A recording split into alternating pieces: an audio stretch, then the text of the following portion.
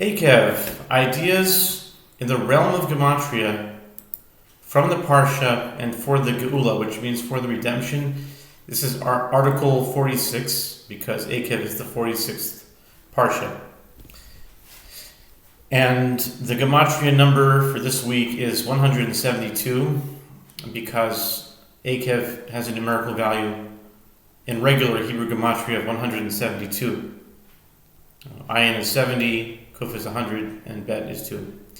And I usually don't speak of permutational Gematrias because it's not widely accepted or acknowledged, but it has been mentioned by a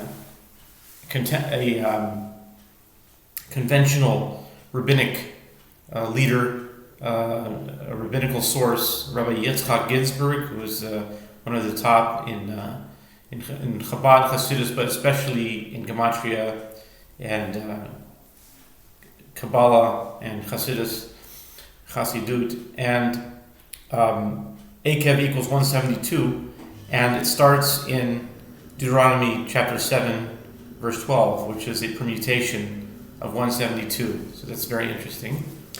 And Parshah Eikev is found in Deuteronomy 7:12 through 11:25. Focuses on the importance of keeping God's commandments and the consequences of both obedience and disobedience. Moses continues his speech to the Israelites, reminding them of God's promises and past transgressions. The Parshah highlights the reward for fulfilling the covenant, including blessings in the land of Israel, while also warning against the dangers of forgetting God and turning to idolatry after prosperity. Moses emphasizes that obedience to God's commandments will lead to blessings, including victory over their enemies in the land of Israel. The Parshah cautions against attributing their success solely to their own merits and reminds them that their entry into the land is also due to the merits of their forefathers.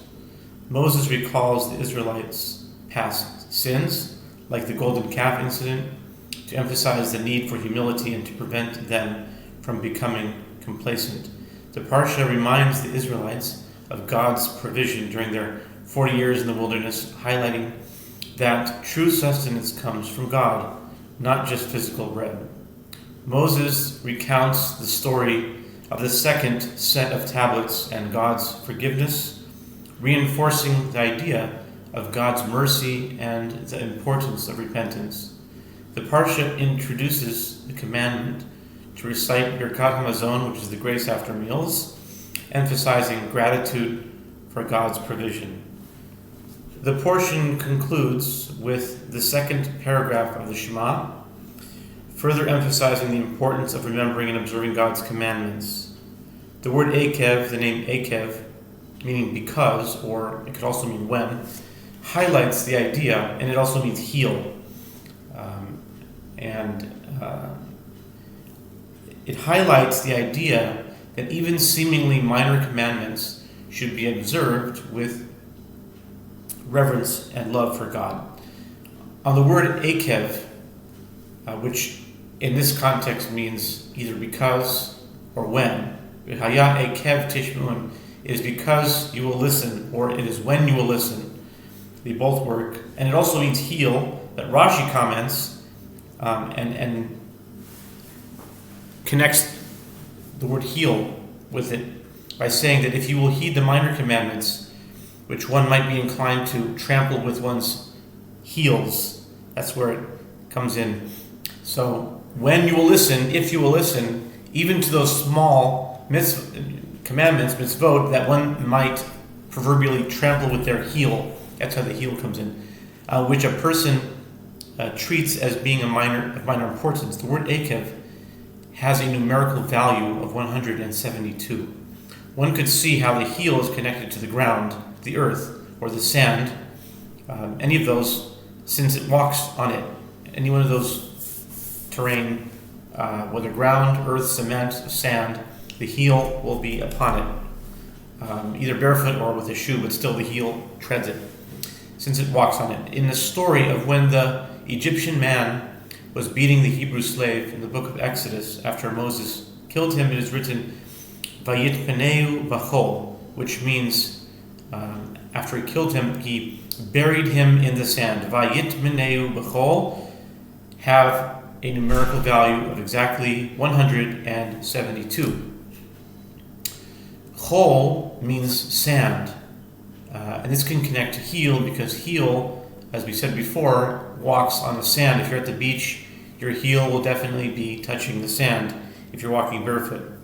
And even with shoes, your heel will be on the sand. Sand connects to heel, as mentioned, but the word chol also has another meaning. Chol means mundane or weekday, like Yemot HaChol, the days of the weekday. 172 is both Eikev and Vayitpeneu b'chol, and can allude to the fact that so many opportunities to do many small mitzvot and good deeds are available and, quote-unquote, buried in our mundane chol, mundane, which is sand, and mundane reality, or the weekdays, meaning the ordinary days of our lives on earth. No pun intended. I really didn't think about that. Earth as in earth, the planet, and earth as in the ground. Have a great Shabbos.